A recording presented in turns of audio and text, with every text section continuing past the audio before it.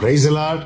கர்த்தரும் இரட்சகருமாகிய இயேசு கிறிஸ்துவின் இனிய நாமத்தினாலே உங்களுக்கு என் அன்பின் வாழ்த்துக்கள். இந்த நல்ல நாளை காண செய்த தேவனுக்கு ஸ்தோத்திரம் உண்டாவதாக. கர்த்தருடைய கிருபை உங்கள் அனைவரையும் சூழ்ந்து கொள்வதாக. யோவான் சுவிசேஷம் 14வது அதிகாரம் 15-16 வசனங்கள். நீங்கள் என்னிடத்தில் அன்பாயிருந்தால் என் கற்பனைகளை கைக்கொள்ளுங்கள். நான் பிதாவை வேண்டிக் கொள்ளுவேன், அப்பொழுது என்றென்றைக்கும் உங்களுடனே கூட இருக்கும்படிக்கு சத்திய ஆவியாகிய வேறொரு தேற்றரவாளனை அவர் உங்களுக்கு தந்தருளுவார். கர்த்தருடைய பரிசுத்த நாமம் மகிமைப்படுவதாக. நீங்கள் என்னிடத்தில் அன்பாயிருந்தால் என் கற்பனைகளை கைக்கொள்ளுங்கள். நான் பிதாவை வேண்டிக் கொள்வேன். இது ஆங்கிலத்தில் அழகாக இருக்கும். யோவான் 14, 15, 16 வசனங்களை ஆங்கிலத்திலே வாசிக்கிறேன். If you love me, keep my commandments, and I will pray the Father, and he will give you another helper, that he may abide with you forever.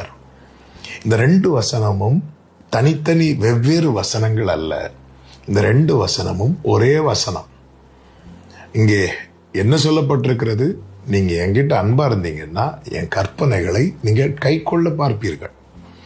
நீங்க அப்படி என்னிடத்தில் அன்பா இருந்து இந்த வசனத்தை செய்யணும்னு நினைக்கிறீங்க பாருங்க, நீங்க ஒரு ஸ்டெப் எடுத்து வைக்கிறீங்க பாருங்க, அப்பொழுது நான் பிதாவை வேண்டிக் கொள்வேன். பிதா என்ன பண்ணுவார்? உங்களுக்கு வேறொரு ஹெல்ப்பரை தருவார்.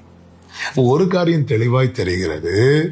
இந்த வசனத்தை கை கொள்ள நமக்கு யாருடைய ஒத்தாசை தேவை தெரியுமா? ஆவியானவருடைய ஒத்தாசை. காரணம், நம்முடைய மாம்சம் பலவீனம் உள்ளது. நிறைய செய்யணும்னு நினைக்கிறோம், எவ்வளவு நினைக்கிறோம். 10 காரியத்தை செய்யணும்னு நினைச்சா 4 செய்ய முடியுது, 6 செய்ய முடியல. சிலருக்கு 6 செய்ய முடியுது, 4 செய்ய முடியல. சிலருக்கு 8 செய்ய முடியுது, 2 செய்ய முடியல. சிலருக்கு 2 செய்யறது பெரிய விஷயமா இருக்கிறது இல்லையா? ஆனா உண்மையா ஆண்டவரை நேசிக்கிறவங்க இந்த வசனத்துக்கு நேராய் திரும்புவார்கள். அப்படி திரும்பும் போது இயேசு பிதாவின் வலது பாரிசத்திலிருந்து நமக்காக பரிந்து பேசுவாராம். ஆவியானவர் நமக்கு உதவி செய்வார். பிதா ஆவியானவரை நமக்கு தருவார். இயேசு பிதாவை தொடுவார் நமக்காக. பிதா ஆவியானவரை தொடுவார். ஆவியானவர் நம்மை தொடுவார். என்ன ஒரு கனெக்ஷன் பாருங்க, என்ன ஒரு பாண்ட். ஹல்லேலூயா. அன்பு தான் பெரியது. அன்பு பெரியது. ஆண்டவர் மேல இருக்கிற அன்பை எவ்வளவுக்கு எவ்வளவு அதிகரிக்க முடியுமோ அதிகரியுங்கள். அன்பு என்ன செய்யும் தெரியுமா? வசனத்துக்கு நேராக நம்மை திருப்பும். ஒரு பாவி என்று எண்ணப்பட்ட ஸ்திரீ கல்லறிந்து சாக வேண்டியவன் கிருபையா கர்த்தர் மீட்கிறார். அவள் மீட்பை ரொம்ப பெருசா பார்த்தா. அதன் அடையாளமாக அவர் எங்கதான் போய் உட்கார்ந்தா தெரியுமா? பாதத்துல வந்து உட்கார்ந்தா. நேற்று வர பாவத்துல இருந்தவ இன்னைக்கு பாதத்துல இருக்கிறார். அவர் பாதம், அவர் சமூகம். ஆண்டவர் என்ன சொல்வார் தெரியுமா?